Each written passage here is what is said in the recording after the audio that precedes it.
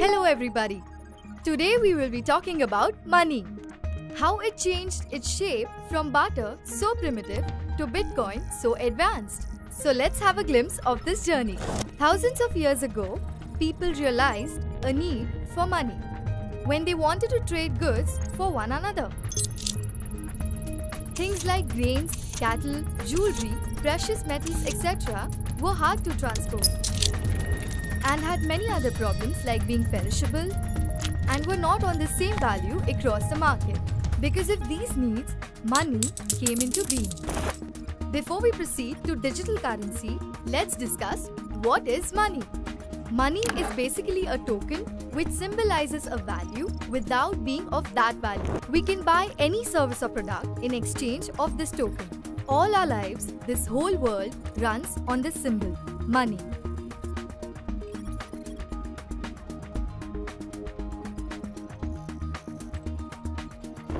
In recent times, we know money in many forms. All countries have their own distinct currencies, like euros, dollar, rupee, etc. And now with technological advancement and the internet, we are accustomed to a new kind of currency, plastic money, that was launched in 1950 but is an integral part of our lives today. ATM transactions, online transfers, use of debit and credit cards is a very common thing. Around 8 to 10 years back, a new kind of currency came into the market that changed the face of money as we knew it. Digital currency. Digital currency had no physical symbol. It was just a number, just a code that could be sent over the internet as easily as you can send an email. Because of this ease, security and privacy, digital currency grew popular and a number of digital currencies came into the market. For example, Dogecoin, Litecoin, Darkcoin, Ethereum. There are around 600 types of digital currencies in the market at present, but there are only a few of these that have real value, which means that they can be exchanged for physical currency. The most famous one is Bitcoin.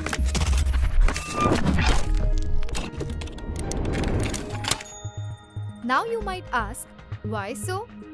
How is Bitcoin different from these 210 national currencies plus 600 digital currencies? Well, the answer is that all these other currencies are centralized, which means it is run by either a bank or a government or a company. That all your money is regulated by some people in power. Bitcoin, whereas, is decentralized. On January 3rd, 2009, somebody by the alias of Satoshi Nakamoto invented Bitcoin. So nobody knows who this person is because Bitcoin, instead of being regulated by an institution or individual, is regulated by a set of mathematical algorithms. Moreover, Bitcoins are limited in number.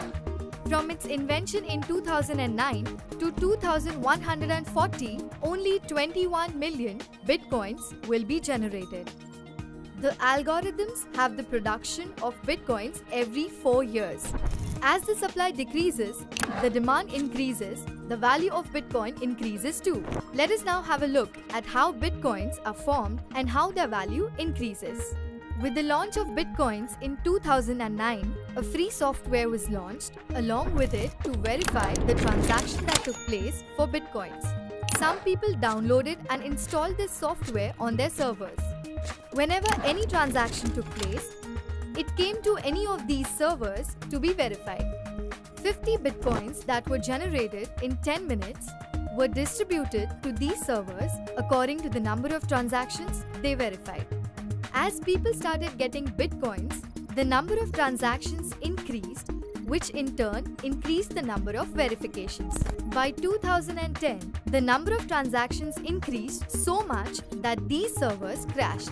A few companies from US and China then developed and set up their huge ASIC servers with a capacity of 400 GHz that are used today to verify transactions.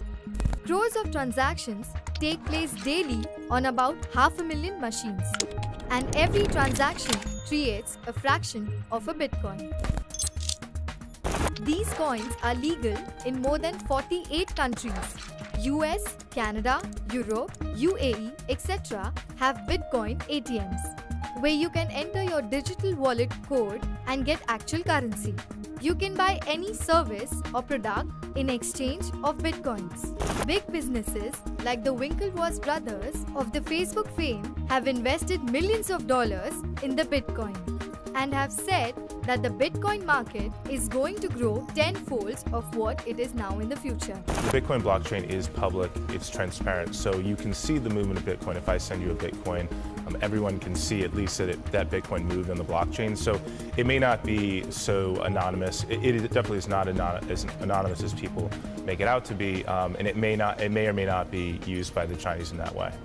I think one thing for sure is that when there's uncertainty in the macroeconomic environment, which we're seeing with the upcoming Brexit vote and the Chinese economy, people tend to favor assets that act like a store of value. Traditionally, that would be gold, and more recently we've seen people favoring Bitcoin, and in the month of May it was less volatile than gold for close to 30 days. Yeah, there is a Bloomberg News piece out just now actually on that point, that gold and Bitcoin have traded together in anticipation of Brexit, and questioning whether now it is becoming a value repository. Yeah, so we've actually been saying that for many years. We feel that the Killer Bitcoin app is really a store of value, and it's starting to behave just like that. Here, this is a chart actually showing just what we were talking about, that Bitcoin is starting to move now with gold, right. which I take it, is that good news for you and what you're doing? I mean, it lines up with our thesis. We think Bitcoin is a better gold. It's a gold 2.0. According to the predictions by finance gurus, Bitcoin's value will be highly appreciated by August 2016. That is around approximately $1,000. Bitcoin investment is a good source of income and a much profitable investment option for a growing economy like India. The success of any currency is in acceptability. If more number of people accept a particular standard and are willing to exchange goods and services, that stands as a currency. So that is why in economies where the country's say governance is weak, people would rather try to hold their assets in foreign currencies than in domestic currencies. So that is given. That is, the people want a system of exchange of a system which helps them in exchange of services. Now, right now, Bitcoin is a very innovative concept where people come together in a peer-to-peer network and agree on a certain standard and say, this is what we will recognize as a payment system. So therefore, the question of regulation is when there is an interference of this digital currency and its operations in the digital world with the physical world. If there is no interaction between the two, I feel there is no need for any regulation at all. Right.